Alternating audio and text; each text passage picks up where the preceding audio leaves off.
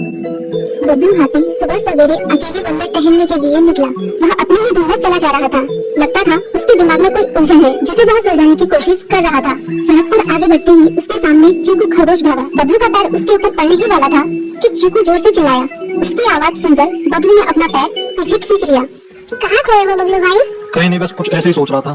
किस बारे में? तुम जानकर क्या करोगे? शायद मैं तुम्हारी कुछ मदद कर सकूं। तुम तो जानते हो आजकल वन में कितनी चोरियां हो रही हैं, पर चोर का कोई अता पता ही नहीं है। इस बात को लेकर वन के सारे प्राणी चिंतित थे।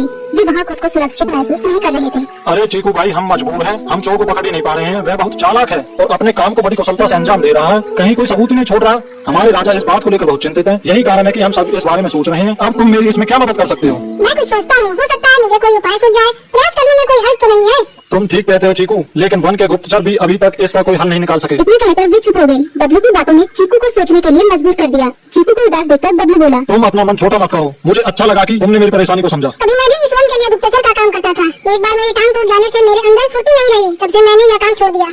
चीकू, तुम चाहो तो यह काम दोबारा कर सकते हो। वन के प्राणी ज्यादातर दिन में भोजन की तलाश करते हैं, वे रात को आराम करते हैं। तुम दिन रात दोनों में ही भोजन की तलाश में निकल सकते हो सकता है रात को तुम्हें कुछ ऐसी बातों का पता चल जाए जो हमारे काम की हो। हाँ बबलू, तुम ठीक कहते हो। मैं आज रात को वन में घूमकर इस बात का पता करने की कोशिश करता हूँ। थोड़ी देर बातें करके चीकू अपने बिल की ओर बढ़ गया और बबलू अपने रास्ते चला गया। चीकू के दिमाग में अभी तक बबलू की कई बातें घूम रही थी। उसे समझ नहीं आ रहा था वह बबलू की मदद कैसे करे।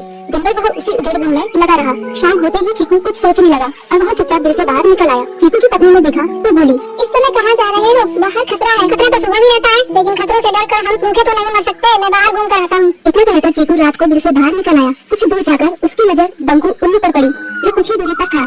वह पेड़ की डाल पर बैठा अपनी गर्दन चारों तरफ घुमा रहा था। वह तेजी से पेड़ की एक डाल से दूसरी डाल पर उड़ रहा था। बंकू की नजर उस पर नहीं पड़ी थी। कुछ सोचकर चीकू पेड़ के पीछे से बाहर निकलकर थोड़ी खुली जगह पर आ गया और वहाँ से बंकू उल्लू को देखने लगा। बंकू ने चीकू को अंधेरे में भी देख लिया, पर उसने उसमें कोई उत्सुकता नहीं दिखाई और अपनी गर्दन चारों ओर घुमाता रहा। चीकू बड़ी देर तक बंकू की हरकतों पर नजर रखे रहा। वह थोड़ी देर तक खुले मैदान में खड़ा रहा, पर बंकू ने उसे देखकर भी अनदेखा कर दिया।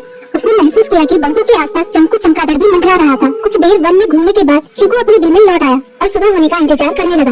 अगली सुबह बबलू उसी रास्ते में जा रहा था। रास्ते में चीकू उसका इंतजार कर रहा था। आज बड़ी जल्दी आ गए बबलू। हाँ, आजकल मुझे चिंता की वजह से नींद नहीं आती। कोई नई खबर है क्या? यकीन से तो मैं नहीं कह सकता, पर मैं तुम्हें ऐसे प्राणी का नाम बता सकता हूँ जो शायद चोरों की मदद कर रहा है। कौन है वो? बंकू उल्लू। इतना कहकर चीकू ने रात की घटना उसे ज्यों की त्यों सुना दी। इसे सुनकर बबलू का माथा ठनका। बबलू की आंखें चौंधिया गई। तुम ठीक कह रहे हो। मुझे आज रात बंकू और चंकू पर नजर रखनी होगी। इतना कहकर वे दोनों अपने अपने रास्ते चले गए। बबलू रात को अपने साथियों के साथ बंकू पर नजर गड़ाई रहा। उसकी संदिग्ध गतिविधियों को देखकर बबलू ने उसे उसके साथियों चंकी और संकी लोमड़ के साथ पकड़ लिया। बबलू ने सख्ती से पूछताछ करनी शुरू कर दी। तुम इस समय बंकू चंकू के साथ क्या कर रहे हो? हम चारों दोस्त हैं, इसलिए साथ बैठकर बात कर रहे हैं। चमगादड़ और उल्लू की दोस्ती तो समझ में आती है, पर लोमड़ के साथ दोस्ती कैसे हो सकती है? सख्ती से पूछने पर दोनों ने अपना जुर्म कबूल कर लिया और सभी चोरियों के बारे में बताया जो उन्होंने कुछ दिन पहले वन में की थी। बबलू ने उनके चोरी का सारा सामान भी बरामद कर लिया। बंकू और चंकू को अभी तक समझ में नहीं आ रहा था कि वो इतनी आसानी से कैसे पकड़ में आ गई।